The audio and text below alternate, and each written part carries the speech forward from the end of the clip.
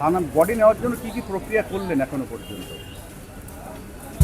কিছু কাগজপত্র তো চাইছিল, সেইগুলো দেওয়া হয়েছে এবং সেই কোথায় দিলেন? থানায় গেছে? থানাতে দিছে। যে তারপরে থানা থেকে কি বললেন? আজকে এখন নাকি মোটামুটি পাবো বডি, এরকম একটা কথাবার্তা হচ্ছে।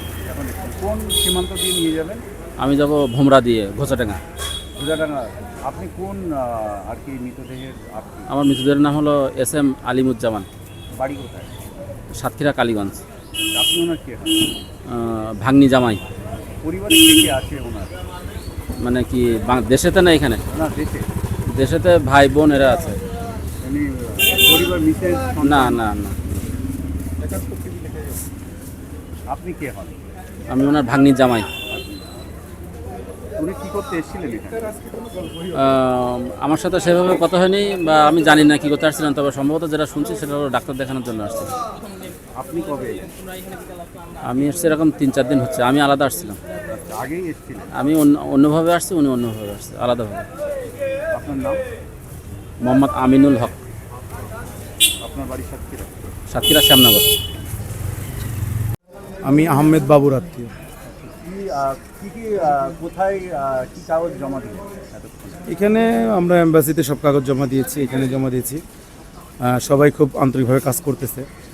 এখন বাকিটা কাজ হয়ে গেলে যদি আমরা বডি বের করতে পারি, বর্ডার পার করে নিয়ে যাবো। কোন বর্ডার দিয়ে নিয়ে যাবেন? বেনাপোল দিয়ে নিয়ে যাবো। বেনাপোল দিয়ে। মানে কোন মৃতদের আত্মীয় আপনি? আমি তো বললাম আহমেদ বাবুর আত্মীয়। আচ্ছা আচ্ছা, আহমেদ ভাই, সাভারে। সাভারে। আচ্ছা, এই যে আইনি যে সমস্ত কাজটা সেগুলো হয়ে যাচ্ছে? হয়ে যাচ্ছে, হয়ে যাচ্ছে। আজকে কি পাবেন মনে হয়? আশা করি, চেষ্টা করতেছি আর কি সবাই। হঠাৎ শুধু আমি না, থানার ছোট বাবু এখানে আছে, সবাই চেষ্টা করতেছে এবং এম্বাসিও খুব ভালো চেষ্টা করে, সবাই চেষ্টা করতেছে। আজকে কি সবার দেহই যাবে এখান থেকে? আশা করছি। আর কার কার দেহ যাচ্ছে এখানে?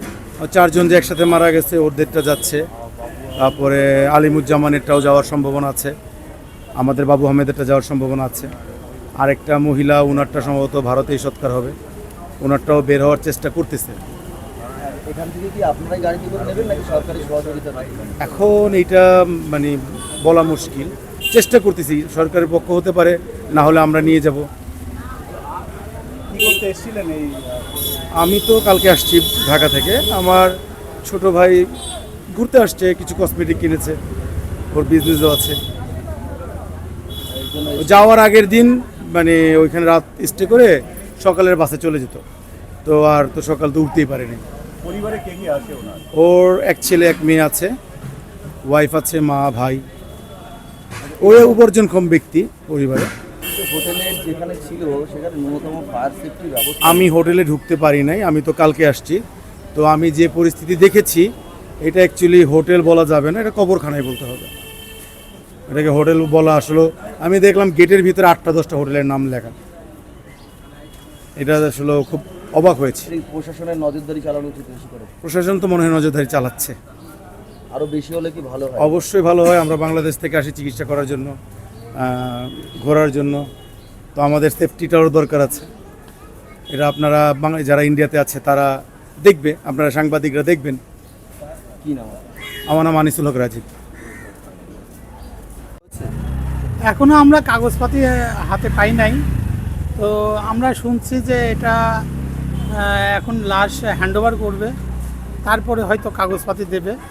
কিন্তু হচ্ছে আপনার ইন্ডিয়ান অ্যাম্বাসি যেটা FRO লাগে, সেটা আমি শুনছি যে 4টে 4:30 ভিতরে বন্ধ হয়ে যায়।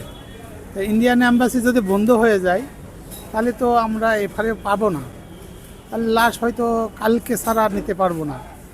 এখন যে আমি বাংলাদেশ হাই কমিশনের কাছে অনুরোধ জানাচ্ছি যে যাতে FROটা আজকে পাওয়া যায়, তাইলে আমরা যত রাত্রে হোক আমরা পার হয়ে যেতে পারবো।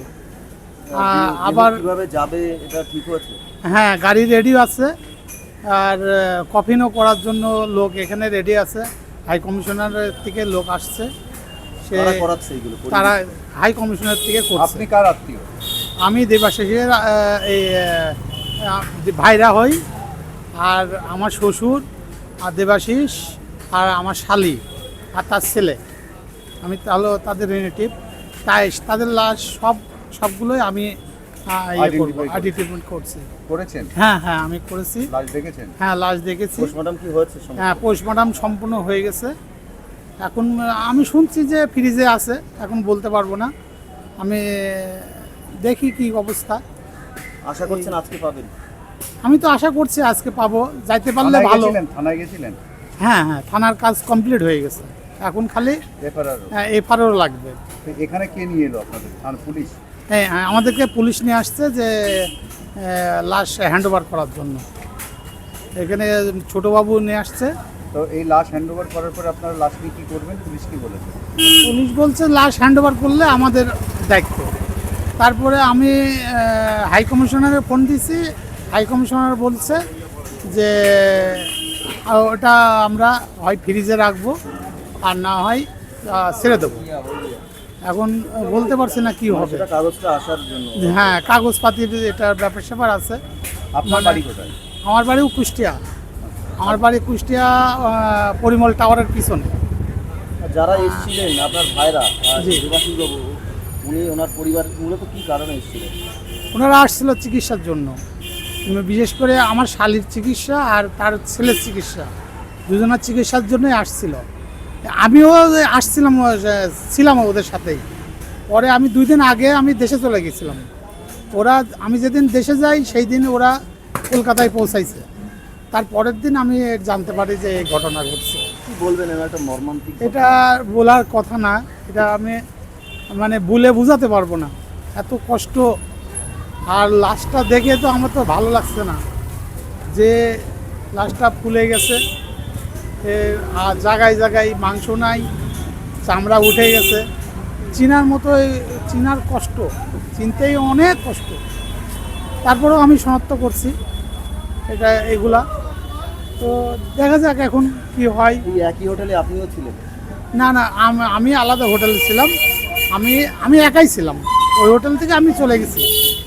মানে মূলত ওরা 17 তারিখে রাত্রে আসছে কলকাতাতে, আর আমি 17 তারিখে চেক আউট হয়ে আমি বাংলাদেশে চলে গেছি। আপনিও চিকিৎসার জন্য এসেছিলেন? না আমি হ্যাঁ হালকা পাতলা আমি চিকিৎসা করছি। আমি ট্যুরিস্ট ভিসায় আসছিলাম ওদের সাথেই দেখা করতে, ওদের সাথে দেখা করার জন্যই আসছিলাম। তাতে ওদের সাথে আমাদের দেখা হয়েছিল, একসঙ্গেই ছিলাম, মানে আলাদা আলাদা হোটেলে ছিলাম কিন্তু দেখা হয়েছে। কী নাম আপনার? আমার নাম মোহাম্মদ ফিরোজ হাসান। আমার বাসা হচ্ছে থানাপাড়াতে, পরিমল টাওয়ারের পিছনে।